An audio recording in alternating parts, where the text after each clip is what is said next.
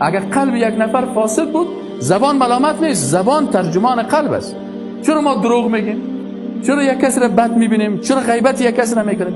اگر یک کس بدت نبیایه هیچ وقت غیبتش نمیکنی. قلبا بد میبینیش، از این خاطر غیبتش میکنی. اگر یک نفر خوشت بیایه ولو که اشتباه هم داشته باشه برش یک راه چی پیدا میکنی؟ راه خلاصی میگی. خلاص اشتباهه. چرا غیبت میکنیم؟ قلب ما کثیف است. چرا حسادت میکنیم؟ در قلب ما بدی است. از این خاطر الله میگه که الله وقتی که بر اصحاب کرام گفت و کره الیکم الکفر، شما تو قلب‌های پیدا کردین که در بین از او حبب الیکم الایمان، ایمان محبوب است. حالا قلبی که در بین از او ایمان باشه باز او حسادت نیست، در او کینه نیست، در او تکبر نیست، در او غرور نیست. چرا ما غرور میکنیم؟ چرا قلب ما مملو از ایمان نشده.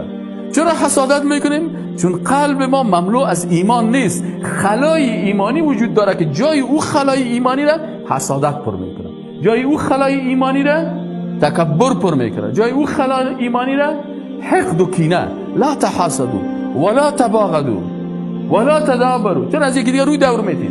چرا که یک مسلمان صحیح دست نمیتین؟ چرا روی خود از پیش از میگردن؟ این چی است؟ این کلش رسول اکرم صلی الله علیه و آله این کارا را نکنید. بس در جای قلب ولکن الله حبب الیکم الایمان و زینه فی قلوبکم، ایمان در قلب شما زیبا شده و او زینت داده الله. و کره الیکم الکفر والفسوق والعصیان.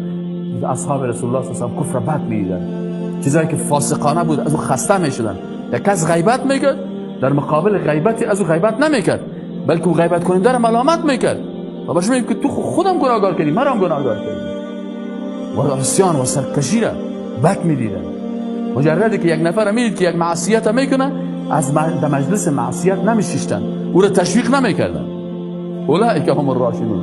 اینی کسی که اینی صفات داشته باشه، اینی مردم ها هست که اینا واقعا چیز رشد کردن، ایمانا رشد کردن. شاید یک کس رشد عقلی کرده باشه، بسیار هوشیار باشه، لکن از نگاه ایمانی بسیار ضعیف باشه.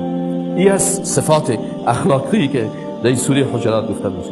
و این در حقیقت ای که انسان ایمان و دینداری را خوش داره، وقت عصیان و فسق و کفر بدش میآید، این در حقیقت چی است؟ الله میگه این یک فضیلت است، فضلا من الله. این فضیلت هر کس نداره و نعمه و این نعمت الله است. ای که قلب پاک داشته باشی، در قلبت حسادت و غرور و تکبر و کینه نباشه، این یک فضیلت الله است که برای تو داده شده و این یک نعمت الله است که برای تو داده شده.